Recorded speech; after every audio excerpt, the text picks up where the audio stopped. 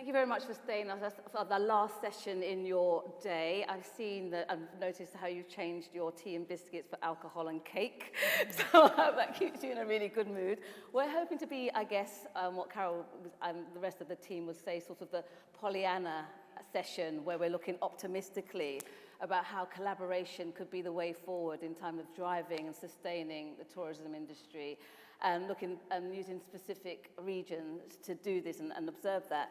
This is a session we're hoping that you'll find both thought-provoking and insightful. I'll try and get my words out, having not had wine already.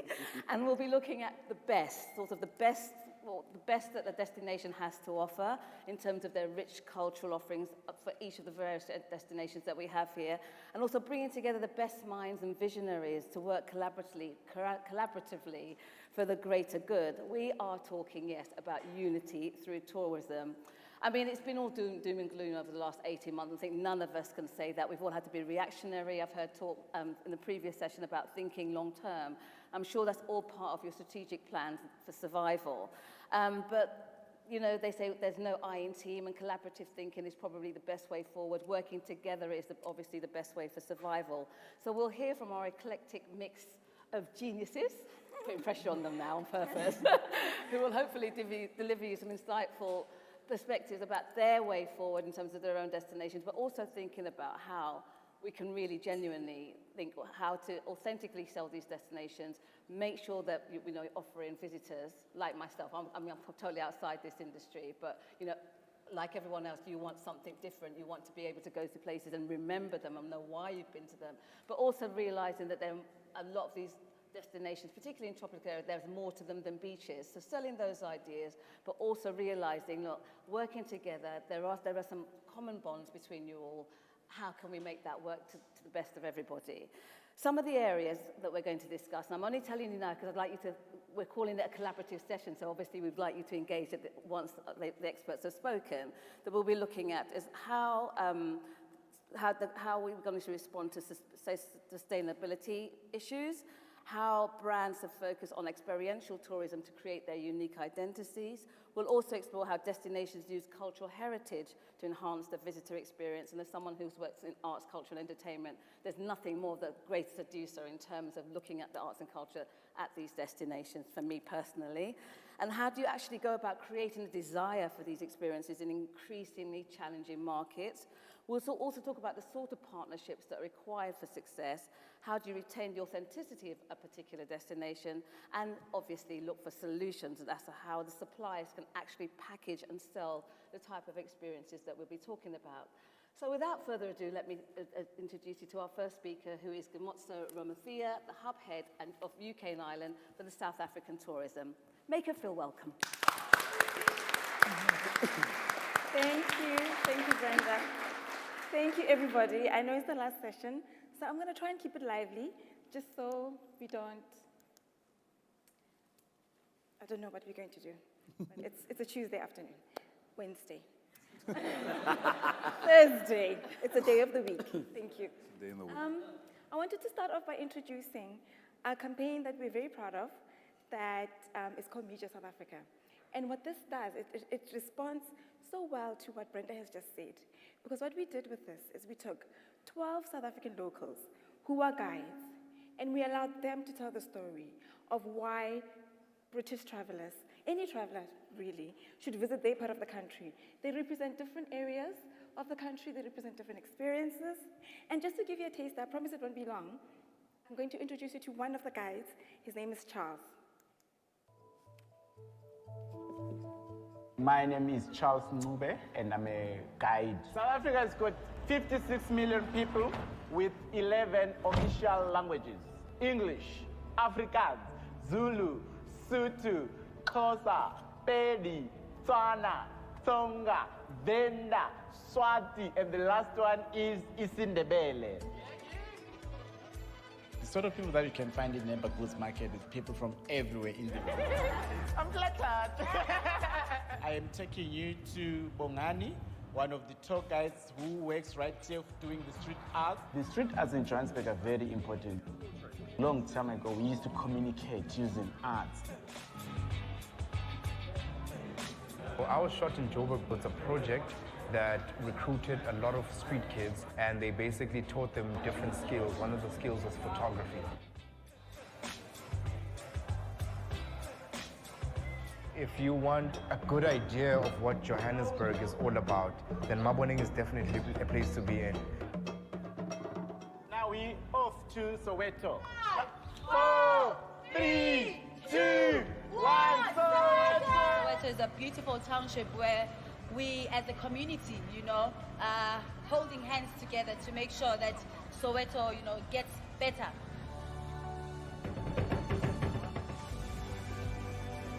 The olden days, what would happen is when they see white people, the people will be throwing the stones. So today we're no more throwing stones, we are just throwing smiles. So we're here to be tasting the traditional beer, the symbol of peace, friendship, and unity. Aha! Despite our dark history, today we are standing together as a rainbow nation. Every time you go to Joburg, I always say, get ready to experience a new you. Experience and become part of the city as well as the culture. Meet my South Africa! So that was Charles. And you can tell he's really passionate. He wants everybody to know about Soweto. But not just that, he wants everybody to come in and experience Soweto like he does. Come ride the bicycle. Come high-five the children. And this is really the bigger picture of what we're trying to do with tourism. We're trying to show the impact of a tour with Charles is not just a tour with Charles, but it is a visit to the township. It's a learning away township life, and it is the people in the community appreciating and seeing the value of tourism and benefiting from it. Which brings me to the next one, communities. I introduced you to Charles, but we've got another guide. Her name is Abigail, and she's based at another township called Khayelitsha, just outside Cape Town. She runs a restaurant and a guest house. And when Abigail first became a chef, she deliberately decided to stay in Khayelitsha because her success meant the success of the community. So whenever she plans her menu for the day, she goes to the local garden that's run by the aunties and grandmas who would otherwise be unemployed. But because they supply all the fresh vegetables to Abigail's restaurant, whenever Abigail gets a full house of customers, the aunties also get to harvest all of the fruits and vegetables. There is another example that I want to share with you. It's called the Soul Traveller. They're based in Johannesburg. When you do a tour with the Soul Traveller, they give you something called the Community Impact Receipt. And what that is exactly what that sounds like. For every tour that you pay for, they tell you, this portion of the money went to the taxi driver, and that portion went to the guy that sold you water, and this portion. So the ripple effect of a simple 3-hour tour in a township is exactly that. And so, because of that, communities are more likely to want to welcome tourists in their area because there's opportunities for them to share their stories, but also for them to benefit financially, economically, tourism recovery. The next one is culture. Charles spoke about how we use murals, we use paintings, we use to communicate. And this one is a mural from a community in Woodstock. One of our other guides, his name is Juma, does walking art tours in Woodstock. So when you're in Cape Town, absolutely do the Table Mountain, it's beautiful. And absolutely go drink the wine, of course, drink the wine. But also go to Woodstock, because there you will find this and many others. But also, they're in Woodstock, so you get to learn about the community of Woodstock. You get to learn about how these types of giraffes are actually going extinct. But also, again, as a community to expand. And it sounds cliche and probably gets thrown around a lot, but proper transformative travel. There's another guide that I want to talk about who is passionate about culture. Her name is Togo. She's based in a village in the Valley of 1,000 Hills. It's exactly what it sounds like. It's beautiful.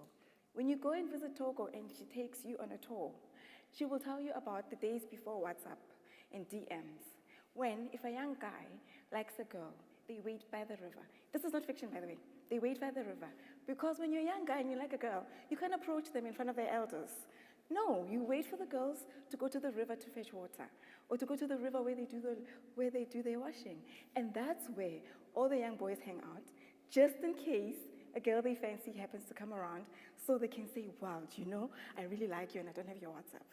And so, these are some of the stories that you'll get in terms of how do we preserve the culture.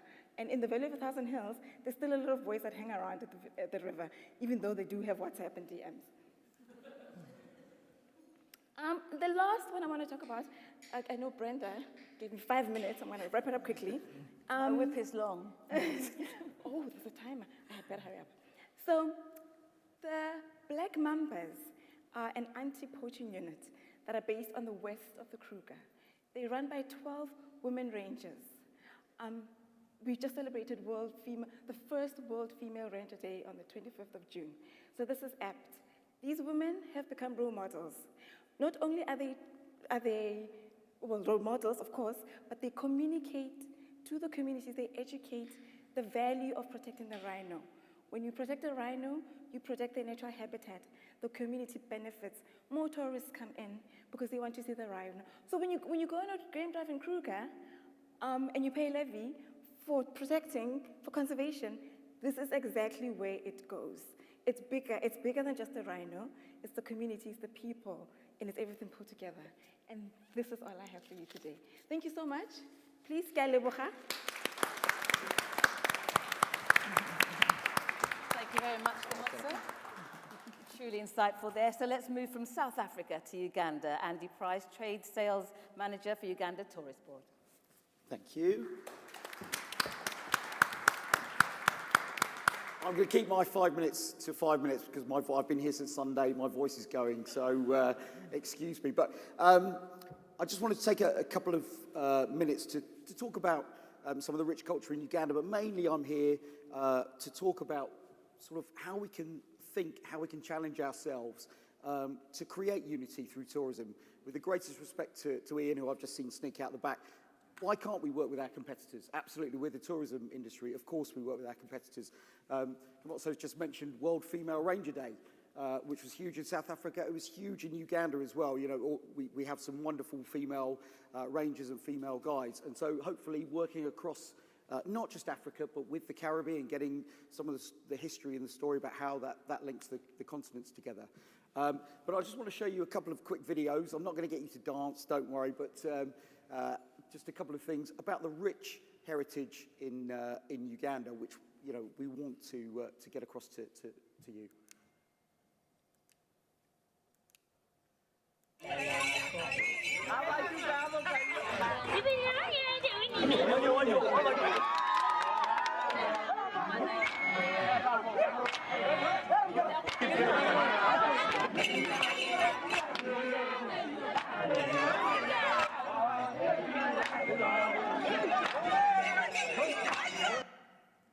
So those are the Kgomotso people. In Uganda, there's actually 65 tribes.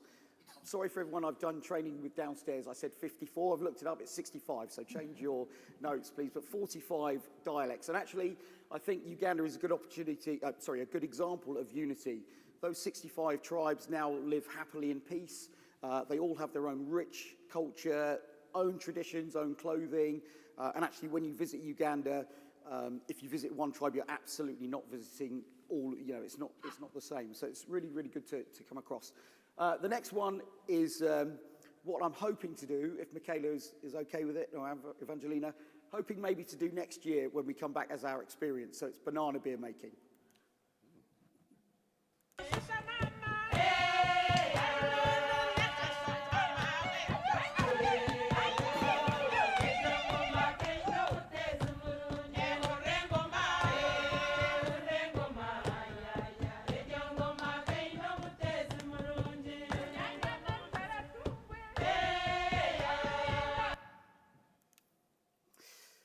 So that was another tribe. We'll try and get the banana beer for you here next year. It's pretty potent stuff. So, but another thing about unity through tourism, when you're with these local tribes, learn about history. I know in the tourism industry, we know that we are supporting local communities and the importance of that. But make sure your customers know. I'm sure they do, but get that into your marketing. Make sure your customers know the importance. One of the best ways with all of our destinations to sort of learn about the heritage is sit down, talk to them over a meal. That could be something simple, or it could be a traditional dish like this smoked fish called aga. But, you know, sit, listen and learn. And that way we can come home either as clients or as tour operators and, you know, improve people's lives. Now, just the last couple of slides, unity through tourism across different continents. You know, why looking at things like the importance of faith to Uganda, but I know that that's similar in the Caribbean and many other destinations in the world. Why not have a few itineraries that you trial out, whether that's online or through a brochure or something, that brings together not just one destination, not just one region, but multiple destinations. There's faith, obviously the slavery history as well is very, very relevant and very important across destinations. Why not there? I mean, I'm not pretending to be an expert at all. You know, I'm in a room of travel industry peers, and that's why I think we want to challenge you to come up with the ideas and you to think about how we can improve unity through tourism. But the slave history, why don't we have a two-year twin centre? You start in Africa, the following year you go to the Caribbean. That's just an idea. I would love to challenge you, finally, come back next year and bring an idea with you. Bring an idea that is different, that of course is sustainable, which we want to work for your clients. But have a little think, have an idea. Let's not talk about it, let's actually do things, because this you know, local sustainable tourism makes, and promoting the heritage and the culture makes difference to people's lives. And I think that's personally why I'm in the tourism industry now, and hopefully you will share that. But that's me, thank you. There you go. Who's next? I had about 23 odd seconds left for you, so as Lovely. you make your way to your seat, why don't you tell us your most memorable time in Uganda? I haven't been. You've not been? What a good question. So I'll tell you a good story, a 20-second story. So I've taken over Uganda for the last 6 months, so they've been on the red list, so I haven't been yet. But when I was down in the Cook Islands in the Pacific, which is another region that, you know, we could have had represented, I went to one of the remote islands called Attu, which is actually where Captain Cook landed, and we did something called a tumanu with the group we were with. You basically sit around this potent punch with the Tumanu tribe, and there's one for, sorry, not Tumanu tribe, that's what they call it. There's one for one boys club, another one for another boys club, and basically they pass the spoon around, and you drink, and you drink, and you drink, and you just go round and round, and you get obviously drunker and drunker, but you tell more and more and more stories, and within 2 hours, you're best friends, you're learning about the culture, the history, they invite you back to the houses afterwards, and so for me, that's my sort of best sort of cultural experience so far. Oh, I'd have to avoid that game. Oh yeah, it's pretty much in my life. You have to be pretty drunk for that spoon to keep coming around. Well, I'm all for that, yeah. Listen. Perhaps we'll do this at the end of this session. Before we go to Barbados, I think we should set ourselves a challenge, because you threw out a challenge to your industry peers here to come up with some ideas. So let's throw out the challenge that as you listen to our speakers, if you've got a burning idea, a really amazingly hot idea about how we could work together in terms of building unity through tourism, we'll give a bottle of rum from a really great island, either Africa or the Caribbean, to the winner. A bottle of red from South Africa. There you go. Offers already. So there's rum on the table, ladies and gentlemen. Get thinking. Let's move to Barbados, and let's welcome to the stage Marc McCollin, from Senior Business Development Officer from Barbados Tourism Board. Hey, everyone.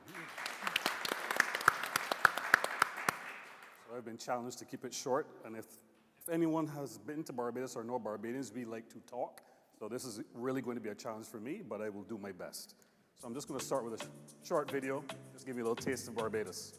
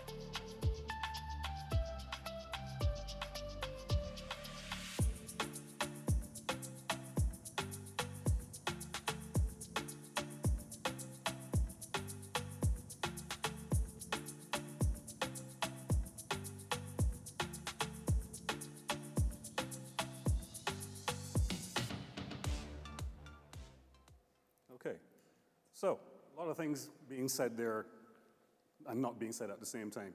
So I just want to give you guys a quick overview of Barbados.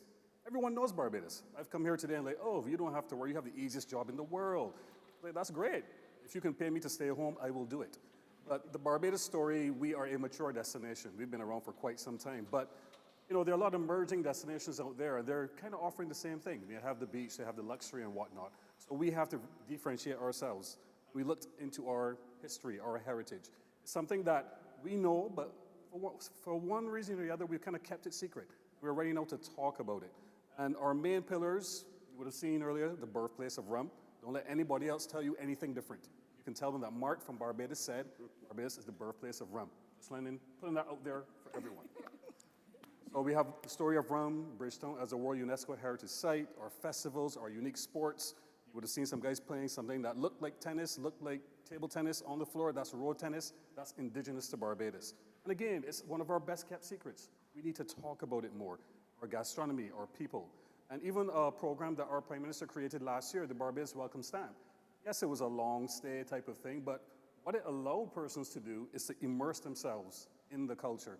Not just coming for 2 or 3 weeks and getting a taste, but spending up to a year and learning something new about themselves and about the destination. So it's all about storytelling. It's all about authenticity. It's all about engagement. Andy spoke just now about the slave stories and whatnot.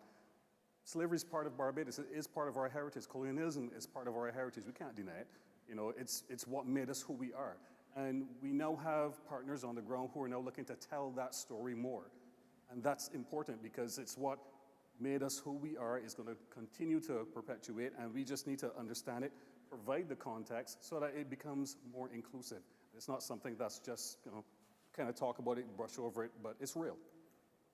So we talk about getting there together. And this is what I was talking about, Brenda, in terms of how we are looking to do it and involving different parties and whatnot.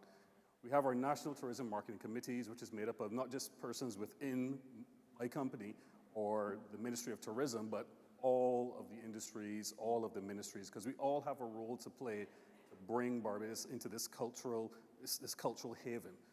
So you have these committees comprising of different leaders in all different industries. The key things, as I said, rum, heritage, and the African diaspora. We've now set up 2 missions in Africa. One of my colleagues, he was just in Ghana last week, setting up the IT systems for them. And I think it's Ghana and Kenya. Could be mistaken, but I know it's definitely 2. And this has all come about as we try to create that link, make that link real. You know, right now, Barbados is the closest place to Western Africa, you know, just direct. But instead, persons have to come to the UK and then come.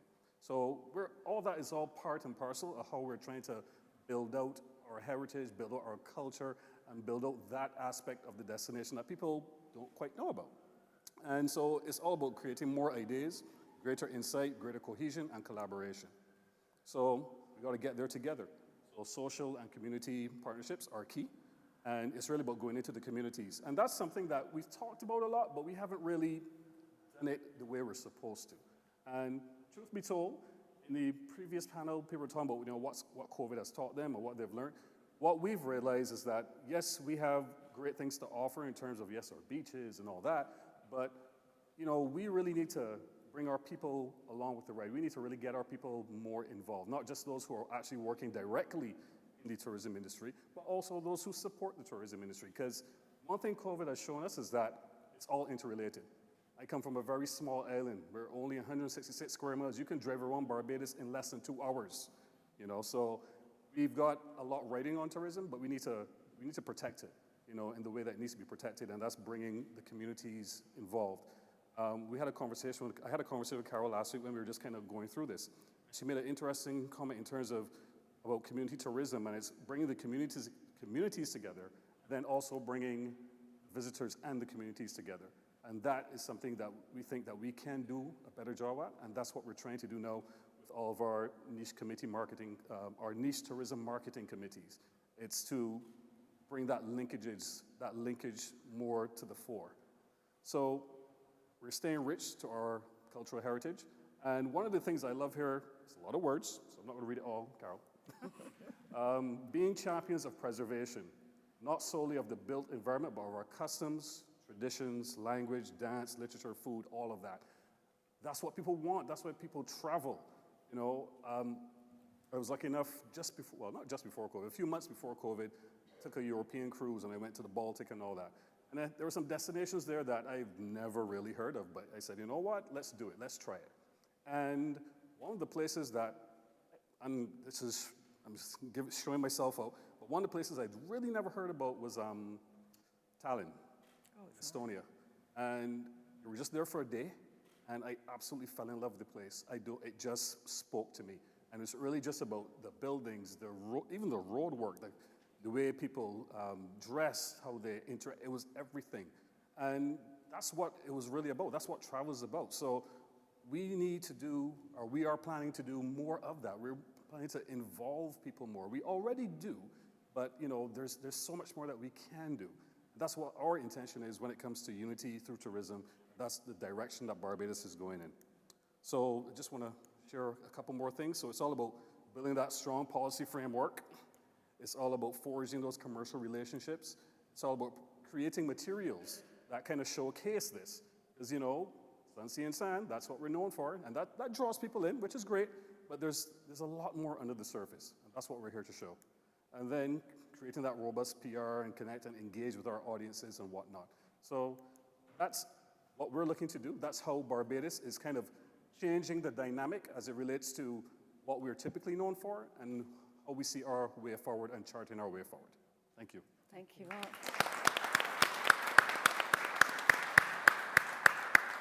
So imagine 2 hours to tour around Barbados or 2 hours to stay in a queue in a South London getting petrol. I wish I would choose. I wish I would choose. Let's go to Tobago now with Nadine Rankin, UK representative for Tobago Tourism Agency. Thank you. Thank you. It's really interesting, actually, just being part of this panel because we found unity just by having these conversations. We're united in the fact that we're all dealing with the same challenges. We're united in the fact that we are coming to the same conclusions. I think we're all united in the fact that this whole COVID situation has made us rethink what we're doing, how we're doing it, how we're going about it. And it's no different in Tobago. And I'm going to take... Oh, sorry, that was a bit too soon. I'll show you the video. You'll get a feel for Tobago and also how Tobago views itself. And then we'll have a look at how that's translating into the marketing process.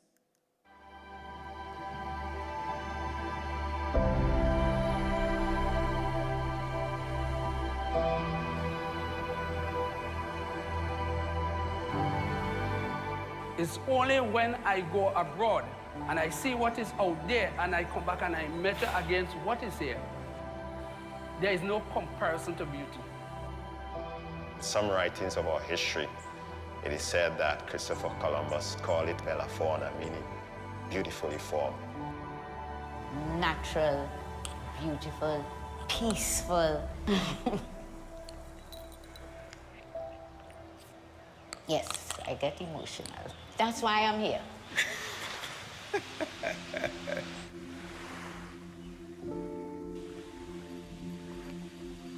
One of the fascinating things about nature, there's always something new. And especially in the tropics, where there's such wide diversity, persons can experience and have the awe associated with some of the beaches we have, aquatic life we have, some of the fascinating birds we have within a day, within a short period of time.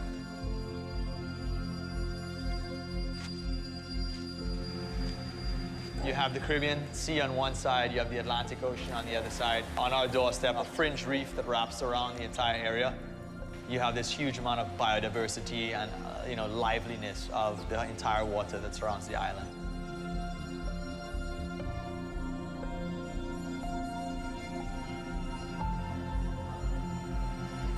We also do bioluminescent nighttime tours, which are like an escape into the deep, dark secrets of this, glowing phenomenon. It's like this almost cosmic effect. It's just something to be seen.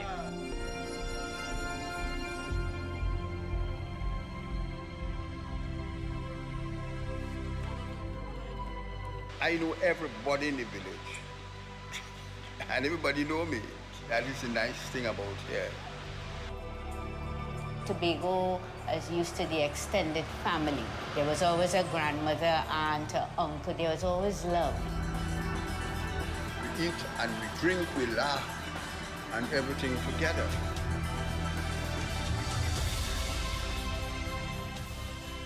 Tobago, in one word to me, beautiful. Beautiful place to live. It gives me great pleasure to be in Tobago and do what I do.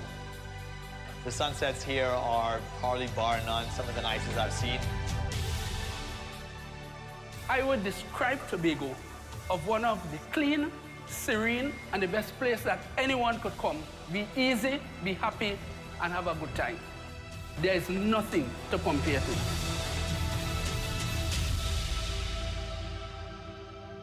This little dot called Tobago exists, and come visit.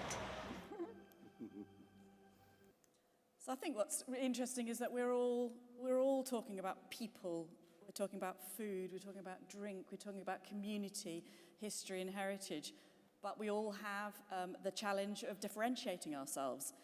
So the Tobago Tourism Agency was formed in 2017, and I mean, tourism in Tobago is very, very mature, as it is across all the Caribbean islands. But the challenge really was to identify what are the tourism assets and how can we marshal those and corral those into something that we can talk about to the international traveller. And so they came up with these fabulous brand pillars, the 4 brand pillars of eco-adventure and nature, sea and beaches, local culture, people and heritage, romance and weddings. And that really helped us right from the beginning to drive our different conversations and use our different language to talk about those primary tourism assets. But what I found very interesting is watching how this is now beginning to mature, and it's actually helping to focus in on those tourism assets and use them as a driver for transformation. And as the others have talked about, how they can make tourism beneficial to more people on the island, how tourism can spread more broadly across the island and drive deeper engagement and make everybody feel the benefit of tourism. So to give you some examples, they're now starting to talk not just about the eco-adventure marketing pillar, but the green economy, which has helped focus the mind. How do we drive that green economy to bring it the most benefit to the island and to the people? And during lockdown last year, they achieved their UNESCO Man and the Biosphere accreditation, which is about balancing the benefits of protecting the natural environment whilst also ensuring that the people that live within it are gaining the benefits as well. And they do have a rare and beautiful natural environment, the oldest protected rainforest in the Western Hemisphere. The British actually declared it protected in 1776, which is quite extraordinary when you think about, in the context. And looking at ways of creating cultural and spiritual bonds between the people and nature so that they understand the value of protecting their natural environment because it's a tourism asset without getting in their way of how they go about their daily life. So absolutely critical to everybody's benefit. And also helping the private sector achieve their Green Key certification, which is their sustainable practices. And then the orange economy, preserving and monetising culture, people and heritage. I use that word, monetising. That's really my word, and it sounds a bit rash, really. How do you monetise culture and heritage? But it's absolutely critical, because if people don't understand the depth of culture and the incredibly interesting things you can do to enjoy and engage with the heritage of Tobago, of the Caribbean, of the African countries that we've heard about, then you won't get the benefit of the tourism dollar, and that's ultimately what we're all there to achieve. And so just very, very recently, the Tobago Tourism Agency has been instrumental in establishing the Tobago Performing Arts Company, making sure that the arts play an integral role in Tobago's economic development and in its post-pandemic recovery. And so that the Festivals Commission is also collaborating with the Arts Commission to prepare the island to be more vibrant and enable the creative sector to benefit from tourism as they emerge from post-pandemic times. The blue economy, about the sea and beaches, they've been examining how they approach the conservation of their coastal regions and of sea life. They've gained blue flag pilot status for 3 beaches during the course of the pandemic. And they've now got a vibrant coral rehabilitation program on the island, which enables tourists to get involved. So we have a small element of volunteerism in an area which is really important to people, especially when you speak to the divers in the dive market. They're very, very concerned about the effects of climate change on the sea environment. And then the pink economy. So the romance market, it's a very obvious market for the Caribbean. Everybody thinks of weddings and honeymoons, resort weddings in the Caribbean. But what Tobago's trying to do is ensure that it becomes much, much more inclusive. They've got a wonderful variety of local suppliers. They handle local weddings and florists, cake makers. But are they being given the opportunity to reach the international market? So the idea is to push weddings, proposals, vow renewals out into the island to engage with the local suppliers much, much more, and not just keep it a preserve of those hotels that are already firmly established in the international market and have all the contacts. So it's got to benefit more people and broaden the scope so that the tour guides get the benefit, so that the attractions see the people. Go and have your photographs taken up at the fort so that they get the benefit too. More people feel the benefit of tourism. And they are looking at the wellness sector and how just that pure natural environment can give people holistic healing. People are interested in food and medicinal qualities of the herbs and the fruits and the vegetables that grow in the gardens in Tobago. We're not as connected with food as we could be. And one of the things I think has really come out of the pandemic is a desire to understand more about what we're putting inside our bodies. And in the Caribbean, islands like Tobago, you're much, much closer to the ground when it comes to the provenance of your food. And so it's really important. We heard about this during the previous session, resilience session, that there have to be policy frameworks that enable things like this to happen. So another area is to get. There's a huge Trinidad and Tobago diaspora here in the UK, and they know and love their home destination. They want to get involved. So policy frameworks from the government to enable the diaspora to get involved and be ambassadors here for their country to get that word out is also absolutely crucial to long-term sustainable development and to the diversification away from fossil fuels, because Trinidad is a gas and oil producing country, and they know that's not going to last forever. That concludes my... Thank you.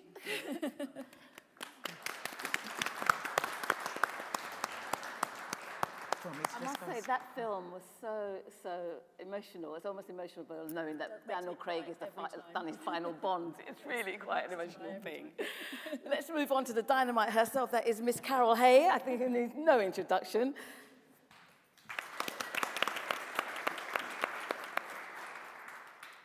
Hello, everyone.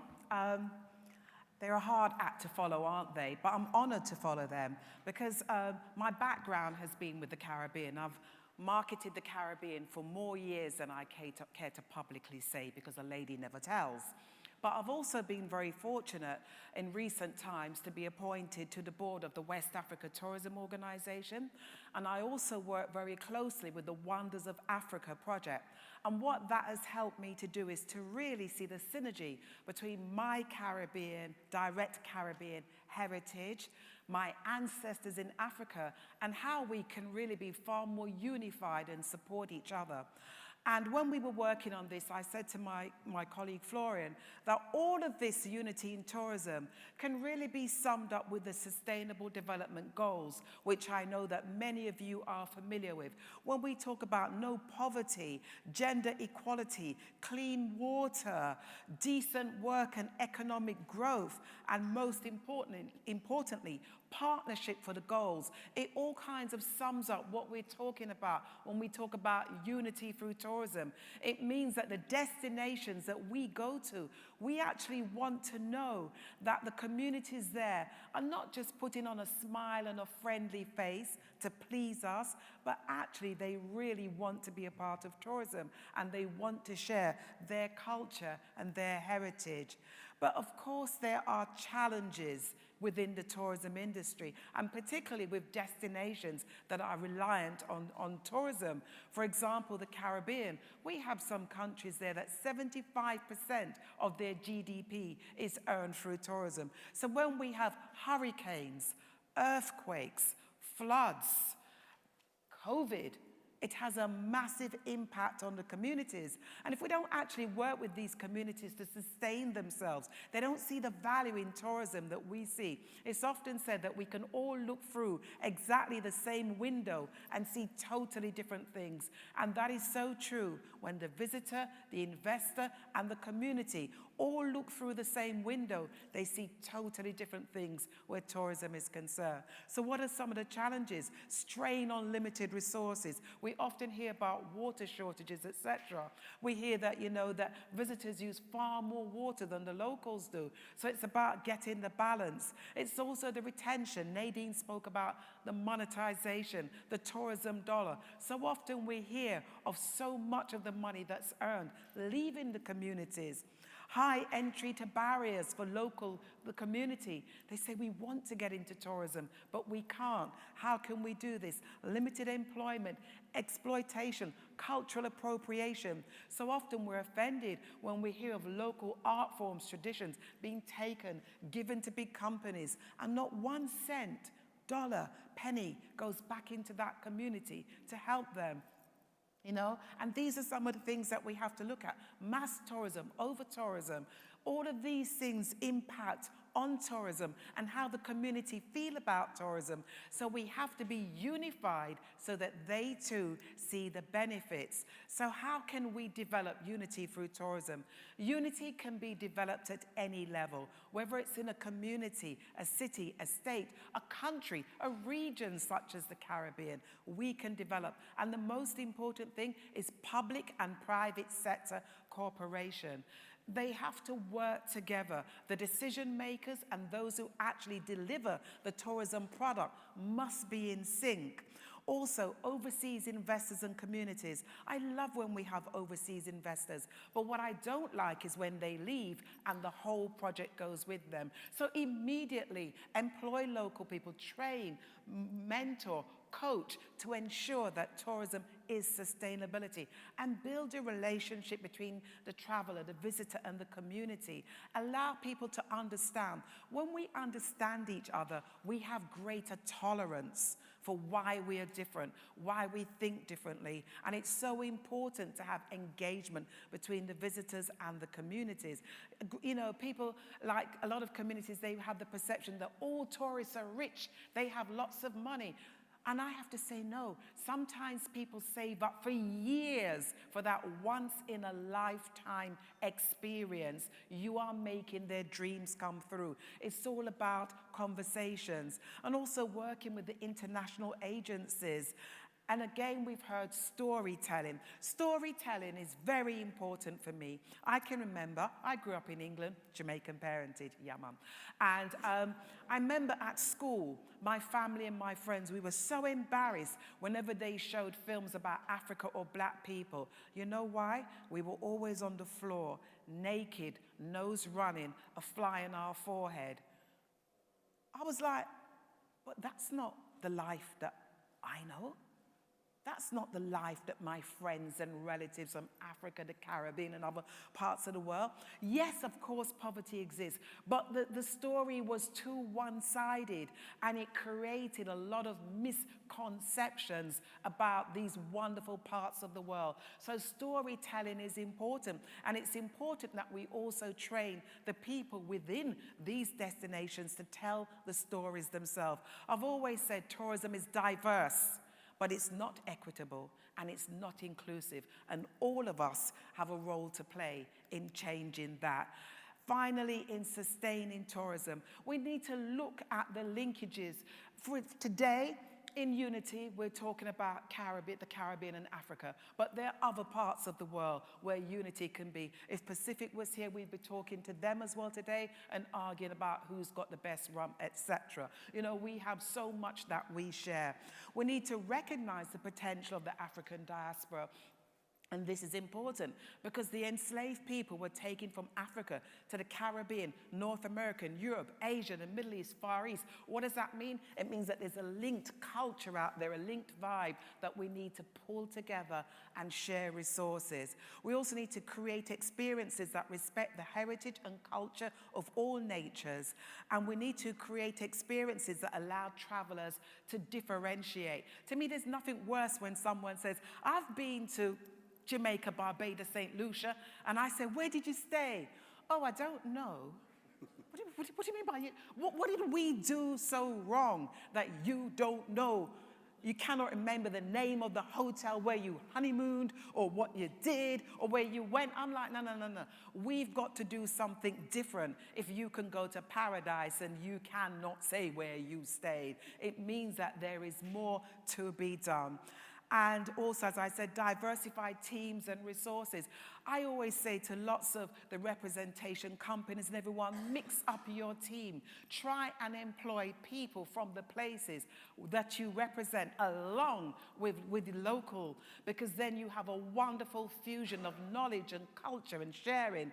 And most importantly, create partnerships. This is one of my favorite images. When I went to Akwaba Travel Market in Nigeria in 2019, I went to Ghana. They had this big promotion, the year of the return, and they were saying to me, your family's from Ghana, where are you from? I said, I don't know, my family is Jamaican. I'm the direct descendants of enslaved people, but I don't know if we came from Ghana or Nigeria, but they're like, oh, you look like our sister. And you know what? I felt so welcome, because that's what tourism does. It allows us to reach out to other people and to be proud of the heritage that we have. So in closing, unity through tourism is about bringing everyone together. It's about sustaining communities. It's about ensuring that we make a positive economic impact and we are mindful of the environment. And that environment also includes the culture and the heritage as well as the physical environment. So thank you so much for joining us, and I hand you back to our moderator.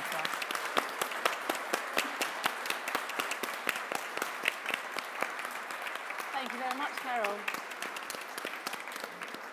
If they ever have a United States of the Caribbean and Africa, you will be president. That would be extremely passionate.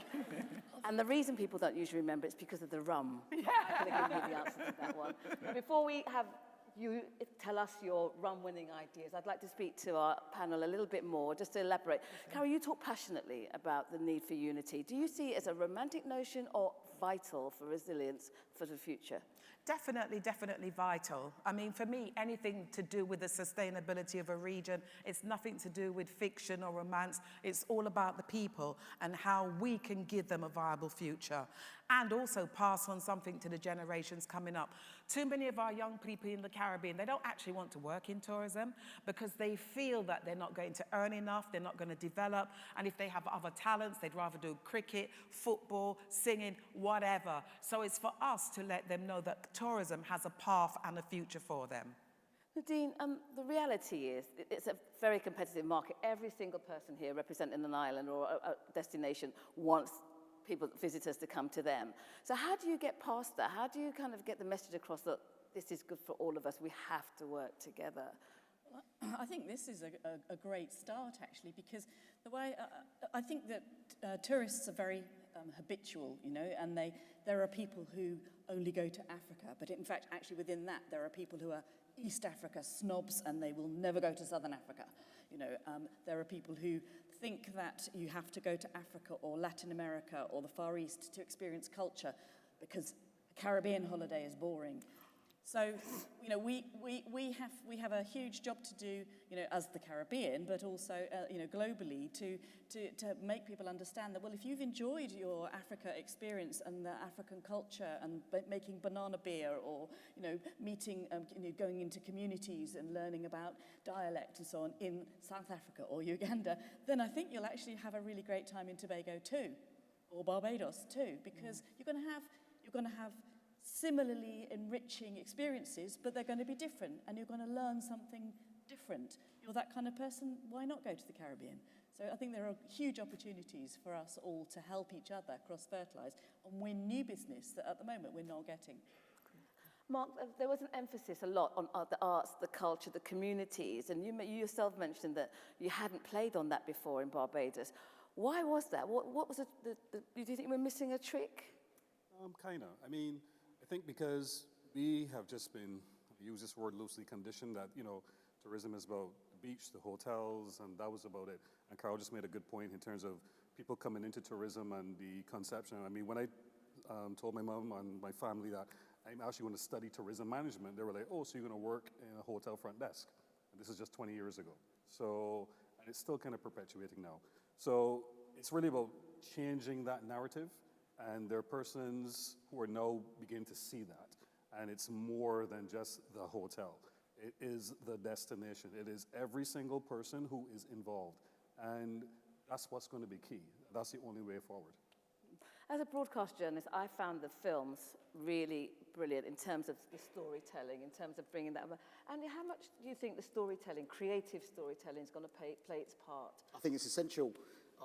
One thing that came to mind when I was watching those videos, take away the logos, and there's so much, you know, the nature, everything. We're all the same. I think in this industry, I like to think we're all storytellers. You know, we're all creative people. It's our job to get some seeds and nuggets of ideas into the client's ideas, and that might be about a particular product, or hold on, what can I do over the next 5 years? You know, like we say, can we do Caribbean, Africa, and things? I think we've got to refresh our content constantly. We've got to refresh the media news, not the same old things all the time, but absolutely, let's think outside the box. And you know, why can't we work together? You know, and I think if we can get those messages into the media, maybe through fam trips, I don't know, we're just coming up with ideas really, but you know, there's so many ways we can all generally work together, and with our marketing, with the media, and with the trade work. You know, we are all fantastic storytellers, passionate about what we do, and so let's get that out in there. Kgomotso, you demonstrated beautifully how well you can use local communities, just how engaged they can be. How easy is it to do that realistically? Well, there are some challenges, I'll be honest. Carol mentioned something very important when she was talking about some of the challenges, and that was inclusivity and diversity. Yeah. And that is a whole lot, because I think it's important for everybody, I mean, it sounds very corporate, but everybody in the value chain to see and realize the benefits of tourism. There is no point when you get tourists visiting a place and only a small portion of people benefiting. Mm-hmm. I think it's important that tourism really needs to be about, when you enter a community, every single person who is in that value chain needs to benefit from that. And it's not by any imagination easy. This is why, as a destination, one of the key things that we are doing is promoting rural tourism, which is exactly that, which is ensuring that we get activities that are properly established out to be experienced in rural settings, so that, again, the communities can see the benefits of tourism. But it is a bit of a long road, but one we are steadfast and we're committed to doing, because I think it adds to the richness of the experience. It makes traveling into any destination less one-dimensional. You will never come back from visiting a country saying, I don't know. You will absolutely remember all the richness, all the difference, or the sameness, if any, by having those different kind of experiences. I guess it's not a fact that just looking at different experiences when you're there. It's looking at potential new audiences, new sets of visitors. Carol, tell us a little bit more about, for example, diaspora tourism, how that can play its part, why that's going to become a sort of something that you're looking at more closely. Well, I can also see, I'm getting some looks. So I will just quickly wind down and say, we've seen this with programs that Visit Scotland has had, Ireland have had with their homecoming programs, etc.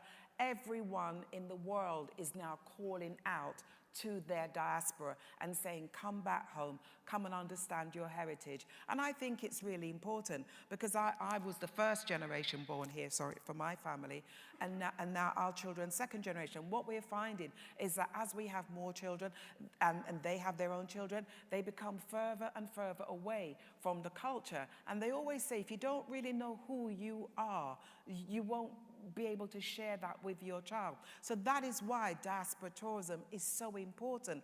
It unifies people, it unifies regions, and it allows people to have a sense of pride and to know that at any time they can come back home. And that is a very sustainable form of tourism, because when people do that, they don't only want to stay in the hotels, they want to go out into the community, they want to engage, and they want to spend. So as I said, it's not only a Caribbean or African thing, we've seen other parts of the world do it very successfully, and it's definitely a model that should be followed. Thank you. Right, I know integrity is important in your industry, so I'm going to maintain our integrity. Round of applause for everyone. Let's go for drinks, and thank you for all coming, and see you next year.